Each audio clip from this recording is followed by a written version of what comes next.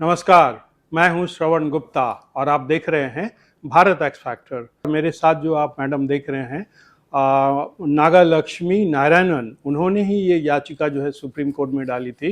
उनकी गाड़ी थी, दरअसल 14 में उन्होंने ऑडी खरीदी थी और फिर वो 24 के पहले ही जो है उस पर जो है प्रतिबंध लग गया था। तो उसी से रिलेटेड ये याचिका थी और इस पर लंबी सुनवाई हुई और फैसला आया है सुप्रीम कोर्ट का। तो सीधे बात करते हैं मैडम लक्ष्मी नारायणन से। मैडम, आपको बहुत बहुत बधाई। आज सुप्रीम कोर्ट ने आपके हक में फैसला सुनाया, तो आपका इस पर क्या कहना है? हाँ, बहुत बहुत खुशी की बात है कि आज जो चीज़ हमें चाहिए था वो मिल गया। 1 साल थोड़ा टाइम लगा, कोई बात नहीं, at least decision has been made and बहुत अच्छा है कि सभी फ़ायदा भी होंगे सबके। And I want to thank जो भी team, my husband mainly and my advocate and जो भी टीम में जो भी इस चीज़ में किए हैं, तो I wanted to thank them with my heartfelt thanks to them. So baki cheese, because my husband was there in the court, he was only taking care of everything. So he will tell you in detail what has happened. He has stayed in the court, did everything. हाँ, ये मैं समझता हूँ कि ये हमारे NCR citizen के लिए ये बहुत अच्छी खबर है और सबको बहुत बड़ी राहत मिली होगी। हम इसमें 1 साल से भी करीब हमें हो गया इस मैटर में, और आपके भी कई इंटरव्यू इसमें आए हुए हैं। इंटरव्यू में हर एक ने इतने कमेंट्स, और वो आपने पढ़े होंगे, सब बहुत दुखी थे, चिंतित थे, परेशान थे कि इसमें कोई समाधान निकलना चाहिए, क्योंकि ये हम लोगों के लिए बहुत बड़ा लॉस दिख रहा था। लेकिन आज जो कोर्ट में, मैं आज भी था और 4 दिन पहले भी हमारा मैटर आया था, लेकिन वो रीच नहीं हुआ था। तो अगेन हमने मेंशन 3-4 दफ़ा मेंशन करके एमिकस क्यूरी भी हमारे केसेस में अपॉइंट हुई, और काफ़ी जो है कोर्ट से भी इसमें जो है इन्वॉल्वमेंट रही कि इस मैटर को जो है पब्लिक परेशान है, इसमें कुछ हमें नतीजा निकलना चाहिए। तो आज जब ये मैटर आया कोर्ट में, तो गवर्नमेंट की भी एप्लीकेशन इसमें फाइल थी, गवर्नमेंट मतलब दिल्ली सरकार की भी। तो उन्होंने कहा कि ये एज के बेसिस पे गाड़ियों को जो है जो बैन करना ठीक नहीं है, गाड़ी की फिटनेस के ऊपर बैन करनी चाहिए। कभी 2000 चलती है, कोई जो सारी समस्याएं ऑलरेडी डिस्कस करी थी। और हमारी भी ये थी कि जो है ये लागू जो है रेट्रोस्पेक्टिवली कोई भी ऑर्डर नहीं होना चाहिए, ये ऑर्डर प्रोस्पेक्टिवली लागू होना चाहिए, ये बात भी हमारी थी। तो आज कोर्ट ने ये पहली बात को समझा कि पहले इस मैटर को स्टे किया जाए, कि किसी की गाड़ी आज से जो है उठा के स्क्रैप और बैन नहीं करी जाए, जिसकी जितनी वैलिड है वो रहे। मतलब सड़कों पे गाड़ी अब चलेगी। उन्होंने और कह दिया ओनर के ऊपर कोई एक्शन कोई नहीं लेगा, और तब तक स्टे कर दिया है, और 4 वीक के बाद इस मैटर को दोबारा सुनने के लिए बोला है। तो अब हमारी जो अगर ये ऐसा हो जाता है कि गाड़ियां जो हैं एज के बेस पे नहीं, फिटनेस और सर्टिफिकेट के बेस पे चलेंगी, तो सबकी समस्याएं खत्म हो जाती हैं, जिसमें हमारी भी समस्या का समाधान निकल जाता है कि जो हमने कहा था, हमने 2014 में लिया, तो उसको आज वो ऑर्डर हमें जो है लागू नहीं होता, तो उस पर भी समाधान नहीं रहेगा, उसके बाद हो जाता है। तो ये बहुत अच्छी बात है। नहीं, और तो आज जो दरअसल सुप्रीम कोर्ट ने ये जो टेकअप किया, वो किसकी याचिका पर बात ये वो हुई? उन्होंने क्लब कर लिया, दिल्ली गवर्नमेंट का।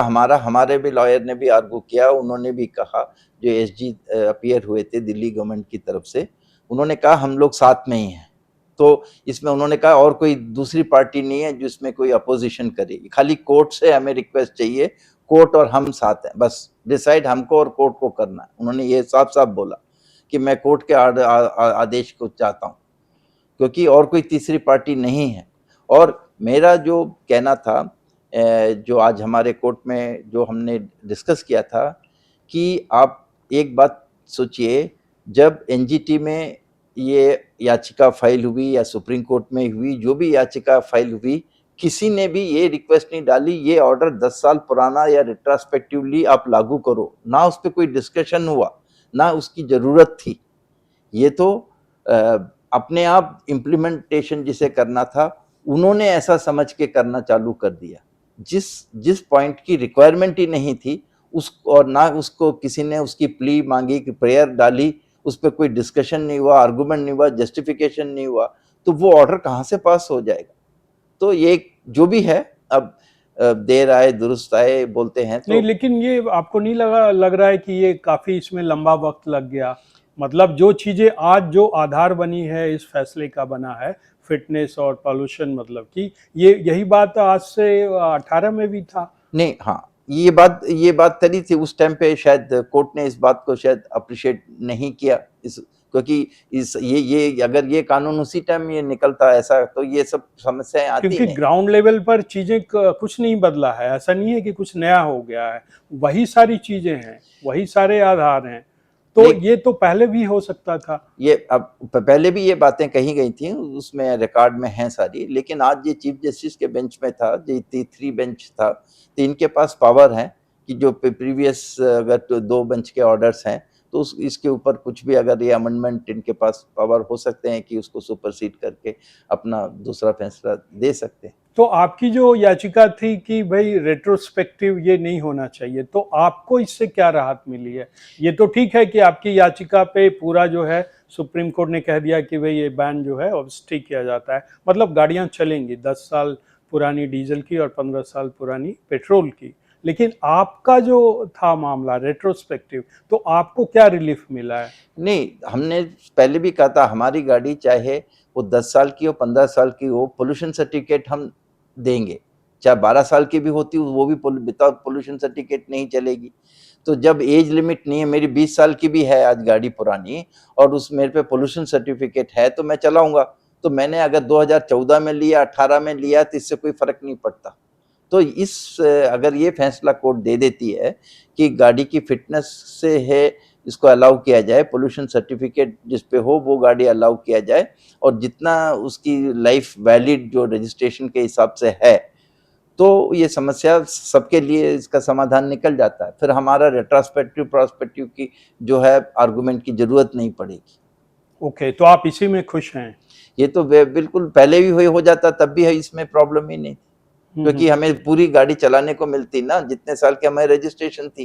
रेट्रोस्पेक्टिव ऑर्डर एप्लीकेबल वैसे ही नहीं होता, क्योंकि जब तक पोल्यूशन सर्टिफिकेट, चाहे वो 2 साल पुरानी हो, चाहे 15 साल पुरानी हो, पोल्यूशन सर्टिफिकेट सेम रहेगा, तो फिर वही जो है कंसिडरेशन होगा कि बैन करना है नहीं करना, तो वो पहले से ये प्रॉब्लम्स नहीं आती।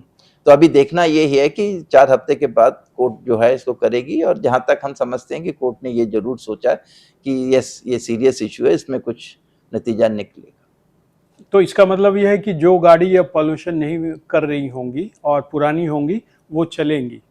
हाँ, जिसके पास जिस व्हीकल का जैसा पोल्यूशन लेवल का सर्टिफिकेट वो ऑब्टेन करेंगे, वो सब अलाउ रहेंगी। एज से कोई मतलब नहीं है, चाहे उन्होंने 2014 में खरीदी हो, 18 में खरीदी हो, 15 में खरीदी हो, या 2008 में खरीदी हो, कोई मतलब नहीं है। और आपसे जो रोड टैक्स और जो रजिस्ट्रेशन ले लिया गया था आगे का, उसका क्या? नहीं, अब तो क्योंकि अलाउ कर दिया, तो वो सब हमें कोई प्रॉब्लम नहीं है।